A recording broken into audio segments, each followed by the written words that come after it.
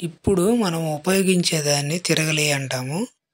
తిరగలి అంటే పప్పులను, దినుసులను పిండిగా చేయుటకు ఉపయోగించే రాతి పరికరాన్నే మనము తిరగలి అంటాము. పూర్వము ఈ తిరగలి అనే పరికరము పల్లెటూర్లలో ప్రతి ఒక్కరి ఇంట్లో ఉపయోగించబడింది.